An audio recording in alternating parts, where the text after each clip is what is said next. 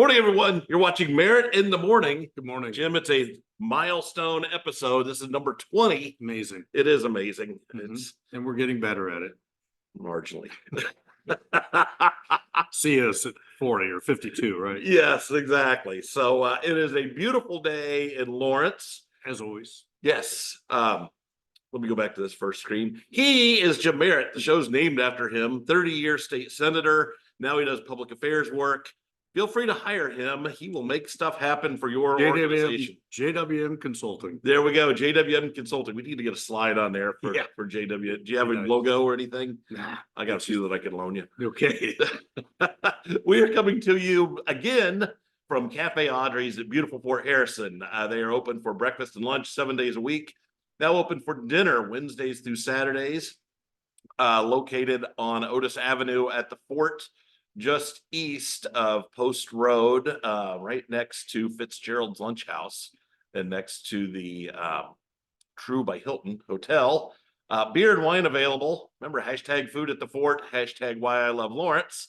Also brought to you by Alpsbrau Beer. So very, very Bavarian. Jim, did you see that there was a video of the guy who can sing the Alpsbrau jingle? I heard about it. That I ran across that dude up in Roanoke, Indiana. Oh, that is wonderful. That is. It really is. So if you want to see that, go to alpsbrau.com or Alpsbrau on Facebook. So we also want to thank Stockyards Bank and Trust for sponsoring Merritt in the Morning. Central Indiana locations at 71st and Binford, Carmel, downtown Indianapolis, Plainfield, and St. Francis Hospital on the south side. So let's get back to it. So we're going to do two topics today, Jim. Coming up just a little bit later in the show, we have Nick Roberts. Nick lives in Lawrence Township. He is a city county councilor elect, getting ready to start his first term, the youngest elected city councilor in at least the 50 largest cities in America. That's just it's mind-boggling. He's infinitely positive and looking forward to chatting with him. Me too. But first, there's a topic that's near and dear to your heart that I'll kind of let you introduce. Okay. But at this time of year, I think it's very important that we talk about it. I do too. And mental health, I spent a lot of time in the legislature, and in that time I worked on mental health issues, and in that time I went to a lot of funerals, and I saw lots of people struggling, lots of people who were wishing for a better life, and somehow they met with tragedy or some sort of struggle. And last fall, I started counting the people that I'd met that had a horrific tragedy in their life. And it was the death of a loved one, a friend. And so what I started was something called Who's Your Grief for Good. And it kind of demonstrates when I would talk to people who had lost someone, that to get over grief, there are so many steps, but one of those steps should be that you help someone else not experience that situation, that horror. And so I formed Who's Your Grief for Good. And I met a young lady by the name of Lael Hill, who is an exec director of the Hendricks County Mental Health Association.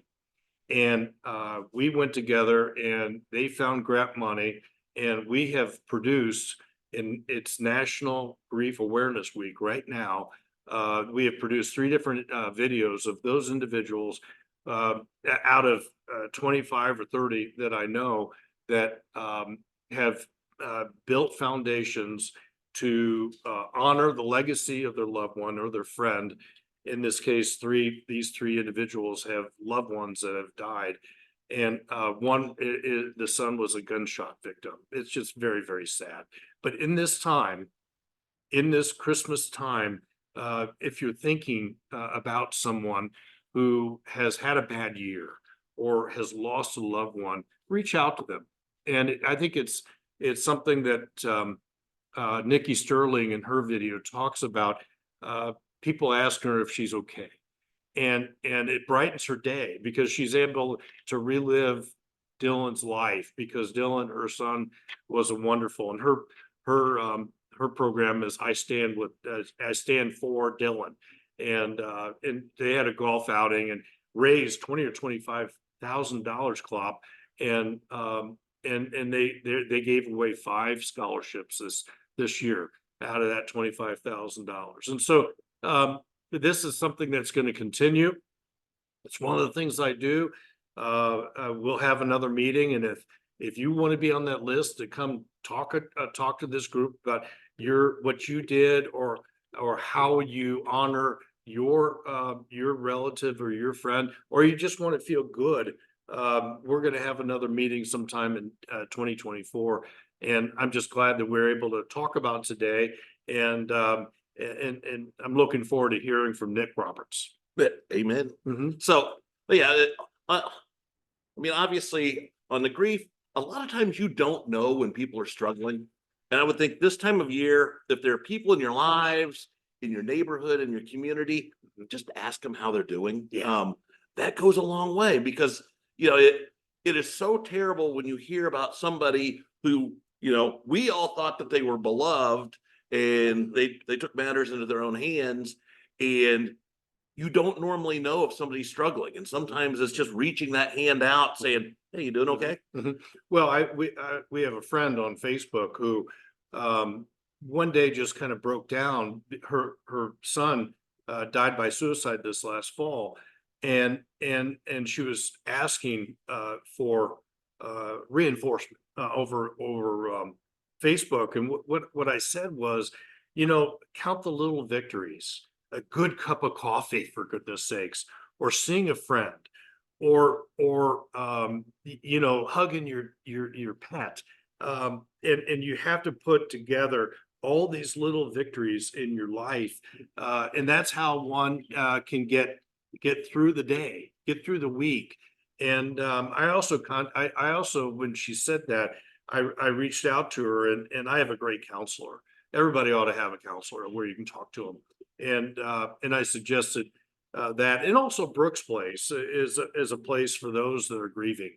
And so there are a lot of people out there to help, and do say, you're right, do say something to somebody. So tell me if I'm wrong. 988 is the Yes. number to call. Yes. If you're struggling and you don't exactly know where to turn. Mm-hmm. Were you behind the law that passed that, or were you behind the initiative that put that into law in the state of Indiana? That was just this past session. That law is right now kind of half baked because it's not fully funded going on. And so we always talked about we've had suicide hotlines, but the legislature did a really good thing establishing that. And it's just been a long trail with the legislature, with really working on these issues. And, you know, what I like to say is, you know, insurance, you can have a broken arm and health insurance will cover you. Not much covers a broken brain. And it's just really strange through the years. You know, we have one flew of the cuckoo's nest.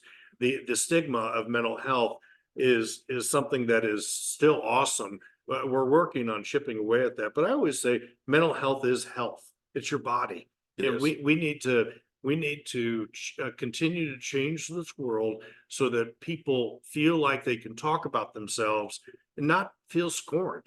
And the world's very scornful now. It's a very unhappy, it's a very dangerous place for your personality, and saying something to somebody about their life and about, you know, the legacy of their son or their daughter would help that person get through the day, because there is a lot of worry, there's a lot of concern, and there's just a lot of grief going on out there. And I continue to talk to people who have lost somebody. Use your grief for good, and you're welcome with Hoosiers Grief for Good. Very good. So how can people find out more information? Well, we have a website. Well, we don't have a website. It's just me, and it's just me. Yeah. Hoosiers Grief for Good, and we have a Facebook page, and everybody knows where they can get me on Jim _ Merritt on Twitter or X, and you know, I'm on WIBC every Thursday, and you see us every Thursday morning on Merritt in the Morning. But anyway, please reach out. We're here. I'm here to help you. Thank you, Jim. Thank you. All right, let's reset here for everyone. You are watching Merritt in the Morning. Nick, you can come on back here. We're bouncing this camera a little bit, so I'm gonna move this table just ever so slightly so that the tables aren't touching. With your hosts, Jim Merritt and Brad Klopfenstein. As Jim mentioned, we try to do this every other Thursday in the morning, about 9 a.m. from Cafe Audrey's at Fort Bend. Occasionally we switch the times, the dates, so In the place. So watch our Facebook page for more information. Thank you very much to Stockyards Bank and Trust. Since 1904, Central Indiana locations, 71st and Benford, Carmel, downtown Indianapolis, Plainfield, and a St. Francis Hospital. Thank you very much for your support of Merritt in the Morning. Thanks to Alpsbrow Beer. Obviously, we're coming to you live if you're watching us on Facebook from Cafe Audrey's at beautiful Fort Harrison. So, open for breakfast and lunch 7 days a week. They have specials during the week that are amazing. In fact, on Mondays, their breaded tenderloin is on I saw a special. picture on Facebook. Holy cow, it is amazing. Really looked great. I would put And their it's not one of those enormous, which no one can eat. No, it is a solid, it is thick cut. I mean, it fills the bun. What side do you get with that? It varies. I like Coleslaw or- they have a good kind of a spicy coleslaw. Mhm. I like their fruit.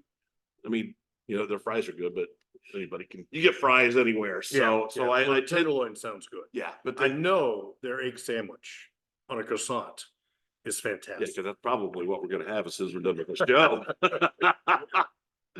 So joining us now, look at this. Old professional. Just appeared out of nowhere. So today, This is what I look, no. yeah, Jim and I used to look like Yeah, we this used to a look like this. long time ago.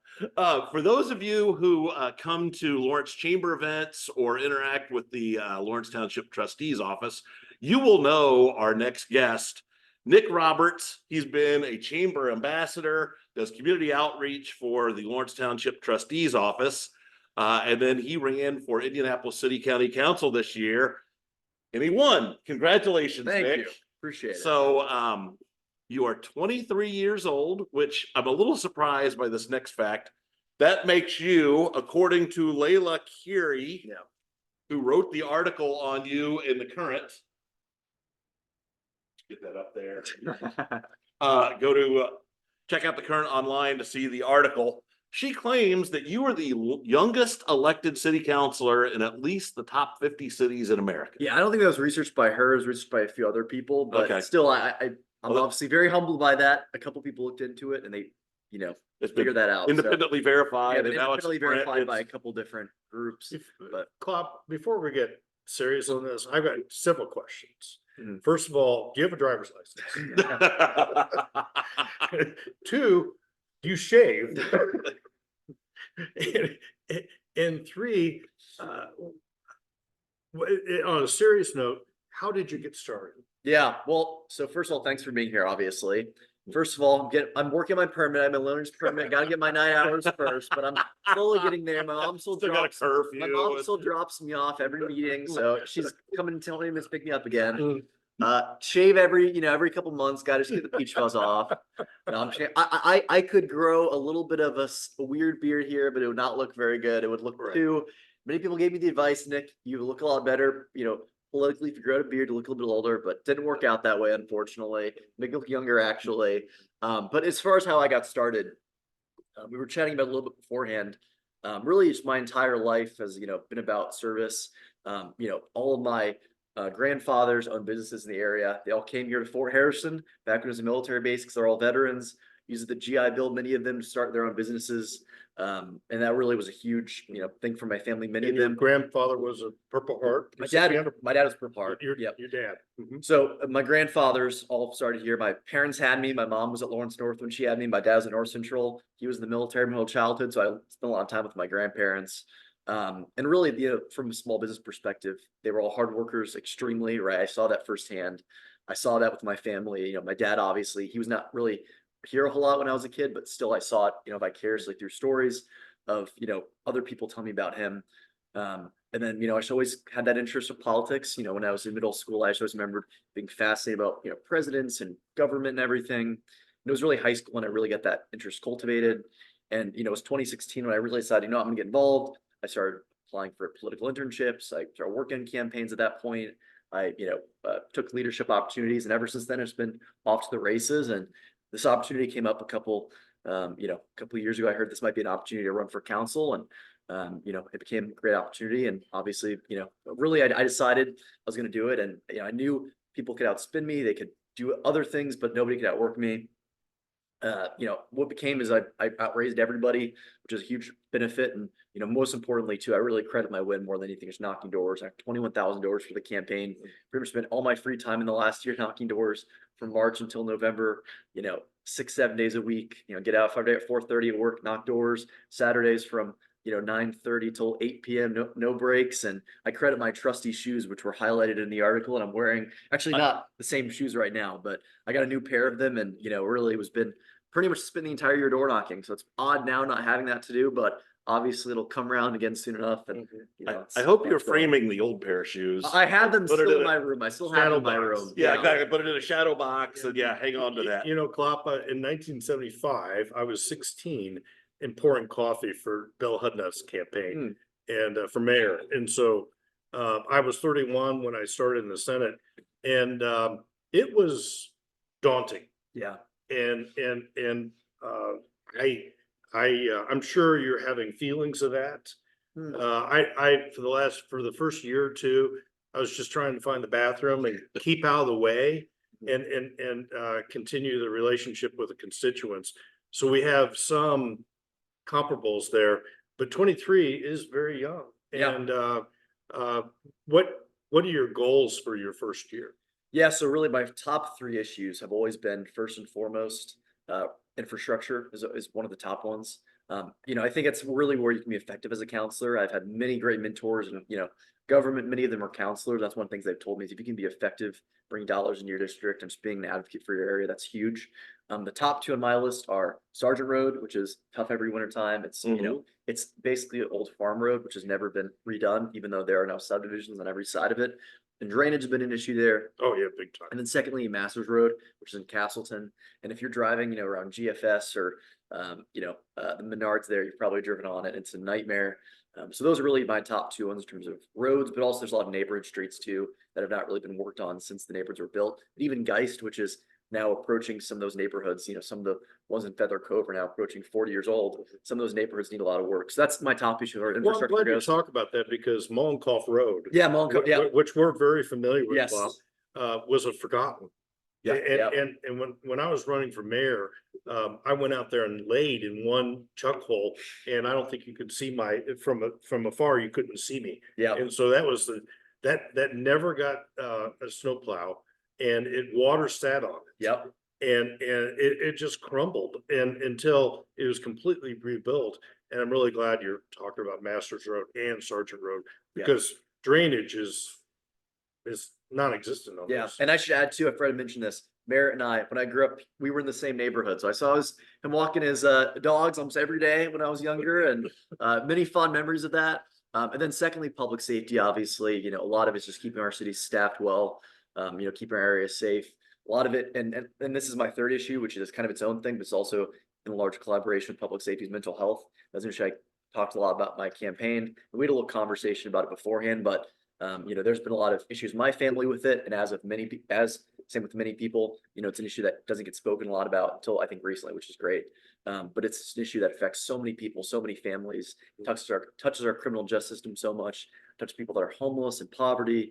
A lot of veterans, people don't realize, but almost a third of our homeless population in our city are veterans.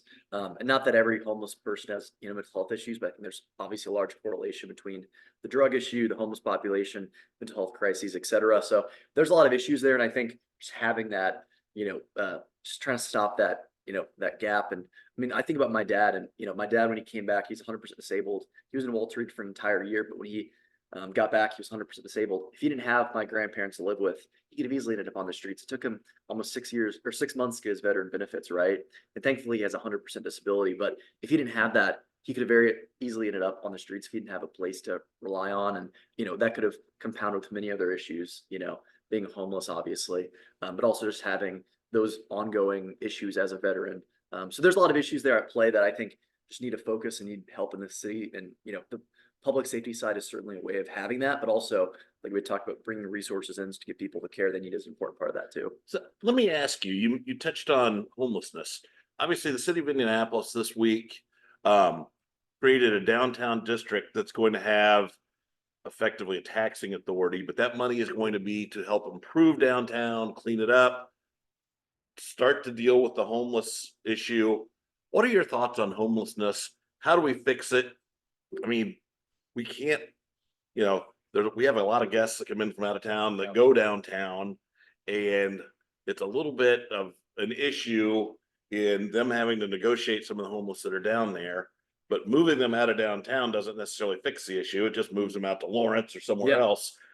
What are your thoughts? I'm looking for a fresh idea on how do we handle that? Yeah, I think there's many perspectives to take at it because, of course, there's no one size fits all solution. Right. There's many people I think it might be somewhat economic. Some people it might be somewhat of a mental health, more of addiction issue, right? So there's the side of, as we talk about, getting treatment centers and so people can deal with these issues. Unfortunately, a lot of those have closed over, the last 40, 50 years, that we don't have as many options for people. But there's also, I think, an economic side too, right? Housing is really unaffordable. Many of these people, were living places even before the pandemic, but with, sky high rents, it's tough. And a lot of that's supply demand, right? We've not sufficiently built enough housing over the last 15 years, especially. There was a period after the Great Recession where we basically stopped building housing as a city and a country. And that was a big problem. And now we're kind of dealing with that where there's a shortage and it's making, supply demand, it's making costs go up around the city and country. And we've got to make sure we have adequate housing for people and also options for people that do not have as much money to have, nice options for them and that are in safe areas.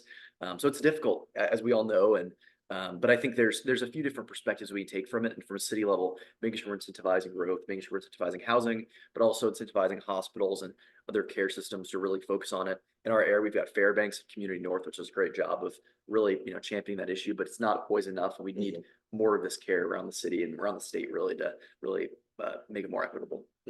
Well, also we have entities like Recycle Force. Yeah. Oh yeah. And purposeful design and places that offer those of us who are leaving prison that are re-entering society, that if we don't have those entities, then you're going to have a lot more homeless, because these fellows and these women, these people who are leaving prison, jail, they've got fees still with anything that, including maybe a ankle bracelet fee or probation fee, and so Indianapolis needs to redouble the efforts, and I know people are trying at this, but it just has to be a constant parade of trying to find different ways to make people feel comfortable when they leave prison or jail, and they're employed, and so not only that you're going to have a lessen homeless problem, but also lessen crime problem. Yeah, that's exactly right. So Nick, let me ask, you've got a twin brother. Identical twin. Yes. Identical twin brother. Does he share your love of politics and community service? He does, although to many people's amusement, he's a big Republican. He's more of a libertarian, but we've discussed this in the past. But he's a very interesting character. He was in the Marines for a while too, and I think he's always just kind of been, my dad's a Republican too, marched by the beat of his own drum. Why are you a Democrat? I was dropped in my head a lot when I was a kid. No, I'm just kidding. He told somebody that on election day, and then they repeated that to me, and I just got a kick out of that. But I mean, why are you a Democrat? I mean, there's obviously a lot of issues. I mean, first and foremost, my kind of well, the reason I got involved, I mean, I'm not really a fan of Trump.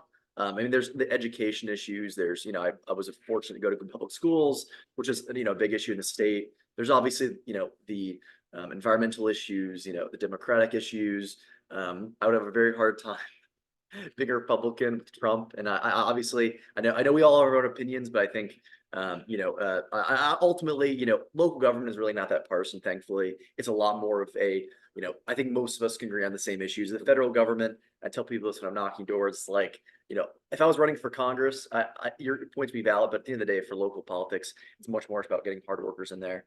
But I think, a lot of the issues I care about are more that leaning, but I've got plenty of bipartisanship in terms of my beliefs. Just for the whole amusement factor, I'm hoping your brother runs against you before you. Yeah, he might.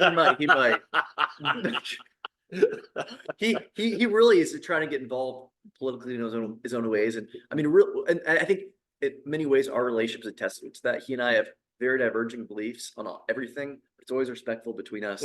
We've had a really good back and forth. I think in many ways that has been great for both of us, but especially me, because no matter how much people raise their voice to me when I'm knocking on doors or trying to confront me, you got to keep it even keeled. You don't want to get into the mud with people. There's obviously a time and place where you want to stand up for your beliefs, but in terms of the doors, you want to be respectful of people. You have to understand their perspective. And, again, I hear a lot, when I was door knocking guys, I have guys in my district.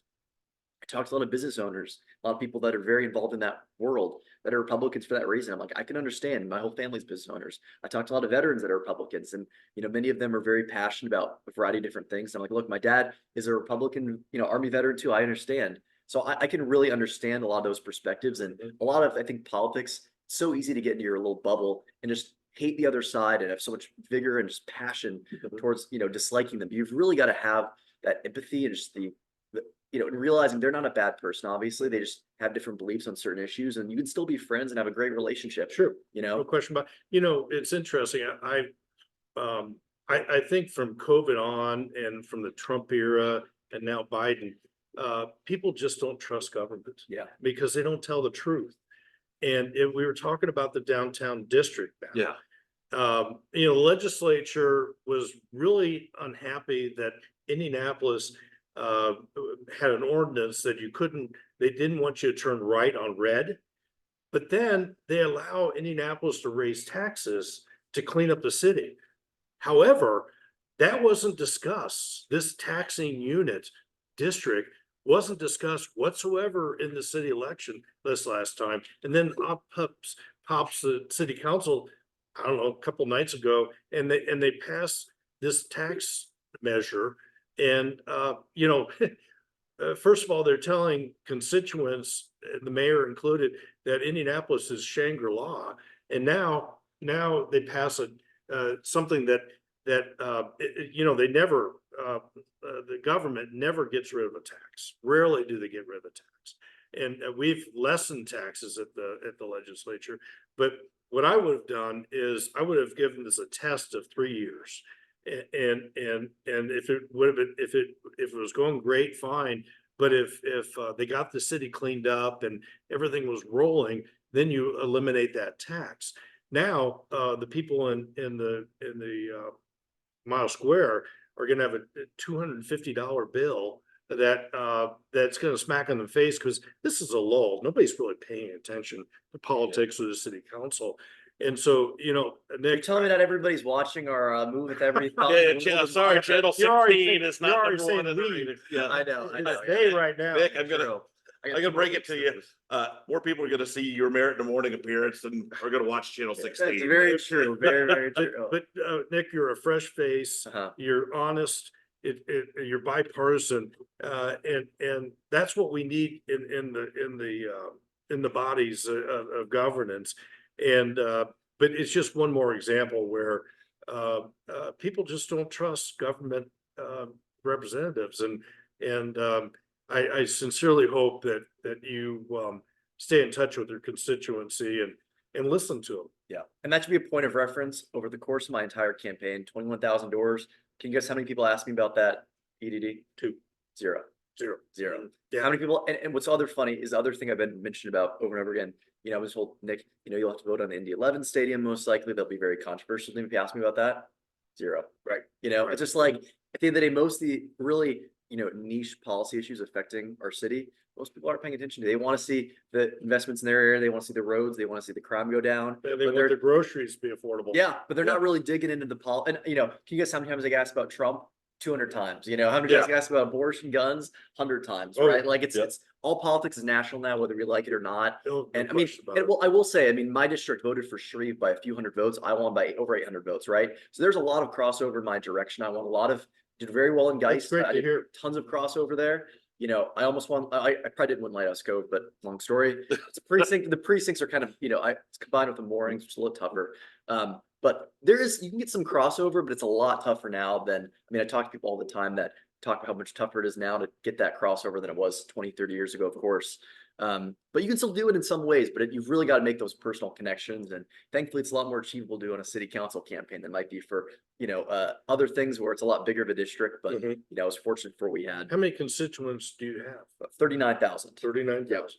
Well, a state House of Representatives has 65,000 and a state senator has 130,000 for, you know. Give or take. fair sake. Yeah, and turnout's a lot lower for our elections too, which is in many ways a blessing and a curse. I wish it was higher, but it also means that because it's lower, we can more target the people we're talking to, Mhm. which is why many people that may be listening to this can attest to the fact that they live in my district and may have come to their house 6 different times by the time the election came around. Mhm. So, you know, the smaller districts have some benefits though. Jim, one of the things I love about Nick, I saw him yesterday over at a little luncheon event that we were at. Nick went down through the turnout throughout all of Marion County. He has a map on his phone of the turnout by precinct. So he could pull up a map of Marion County, and it was disappointing.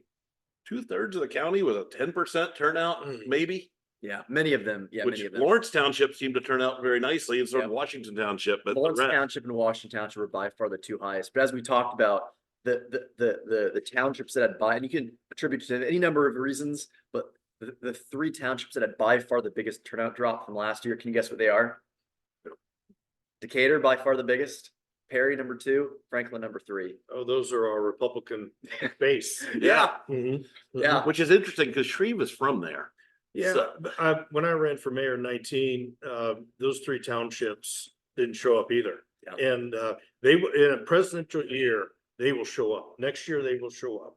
And but in a city election, I don't know if it was me and Shreve, but bottom line is they didn't show up. Is it because that area doesn't necessarily consider itself vested in Indianapolis and Marion County? It could be issue by issue. It could have been the gun issue that it could be, it could be a number of things where the mayor candidate might have lost his base. I don't know, but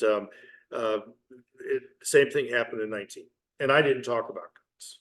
So we're talking to Nick Roberts. He lives in Lawrence Township. He's a newly elected city county councilor. His district runs basically Geist west over to Castleton.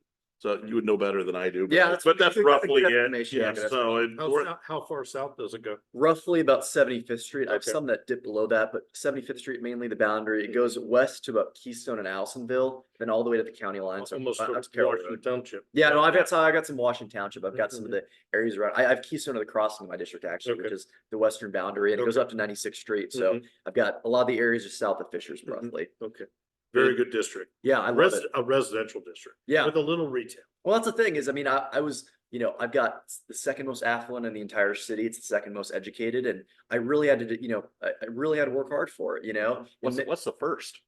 So John Barth's district, which is in Meridian Kessler. Yeah. Okay. Okay. Yeah, Meridian Kessler and Butler, Tarkington, and all that area, which is Yeah, Yeah. so right next door. So very nice. So Jim, any last questions for Nick? Before? No, I just, I see myself and I think it's so important throughout your whole public service is to keep your moorings to constituent service and live the job. Yep. I like to tell the story about when I was out knocking on doors in 2018, knocked on a door and the guy said, "Come on inside." And he said he played a voicemail on his landline that he had of me telling him that we got his cable hooked. That's great. And you know, you'll have experiences like that. Mhm. And people will treat you well the more you treat them well. And Mhm. so best of luck. And I think it'll be a great experience. for Yeah, you. it's been fantastic so far. And similar to what you're saying, I mean, on my mail pieces, I literally put my personal cell phone number on there. You know, I really just, you know, Mhm. constituent services and, just having the relationships in the community, being involved, not just taking off the next 3.5 years because I won my election, right? Like many people do when they win their election, but staying involved, being engaged, helping people out. That's really the name of the game. And I was told over and over again, they don't put your phone number out there. Nick, you're being almost too accessible, but I've not had a single person violate that trust. I've, been really fortunate all the time I put into it. Every event I've gone to, it's like, I've really been fortunate I went to it. I feel like I got something out of it. And just, I really do just love, obviously the politics side can be, not always great. Well, it but look good evil. But the community side is really where I love it. Right. And actually getting things done for people. I already had Hard Republican who lives in my district who emailed me about something last week. I got him connected to the right city departments. He got it fixed. And yeah, I mean, he made a nice post about it on Nextdoor, and those things really do matter a lot. So, I'm already trying to get things done whenever I can. And, obviously, especially when I take office in a few weeks, that'll be, taken to the next degree, but, trying to take advantage of all the, opportunity I have right now to really get things done even before I get sworn in. Good. Don't let people bully you and say, listen, you're a freshman. You don't know. You need to just mind your Yeah, I'm not- business. I'll say- No. You got the same 40,000. Yeah, people have been very respectful to me so far. I expected I would get a lot more pushback, but I think a lot of it is I raise a lot of money, have a lot of the relationships. Like I really proved my chops in terms of the campaign, but I think it kind of forced people to respect me. If not, well, it's Yeah. their loss. Well, they need his vote. Yeah. And, regardless of super majority or not. Yeah. Yeah. Really, my biggest question, are you still going to be a Lawrence Chamber ambassador? I plan on it. There we go. That's really all I care about. Nick, you're awesome. Yeah, Thanks. thank you guys for having me. I appreciate it. He's still in my pocket. Okay, Yeah. good. At least nothing broke. Yeah. Yeah. Work hard. Work Yeah. hard and be nice. In fact, Nick, I'm glad you were on and you mentioned as we wrap up, just civility. I mean, Jim and I, when we started this, that was one of our big goals, was just to bring civility back so that we can have people on that we don't necessarily agree with, but we can have the conversation and Right. hopefully understand their perspective. Mhm. And Society is vacant of that now. it is. And yes, and it's refreshing to hear from people, now elected officials, who still kind of have that sensibility where it's like, you know what, I'm not necessarily going to agree with you, but I at least want to hear you out. Yeah, So absolutely. that's fantastic. Yeah. Keep that going. So let's go back. You've been watching Merritt in the Morning with your hosts, Jim Merritt and Brad Klopfenstein.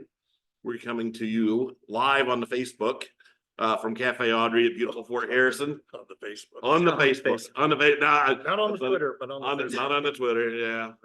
Well, it's because Jim, you and I are over age 45, and that's where our generation resides. I'm sure you're on TikTok too in the show. And TikTok. I'm not even. No, I'm not even on TikTok. I'm good. Those Chinese corrupting our youth. That's just my own personal thoughts on that. Thank you to Alps Brow Beer, so very, very Bavarian. Ask for it by name, and you can get it at Cafe Audrey's as well. Thank you to Stockyards Bank and Trust, locations at 71st and Binford, Carmel, downtown Indianapolis, Plainfield, and St. Francis Hospital. So thank you. We'll be back again in a couple weeks with another fabulous episode of Merritt in the Morning. Thanks for watching us today. We'll catch y'all again soon. Thanks for watching, everybody.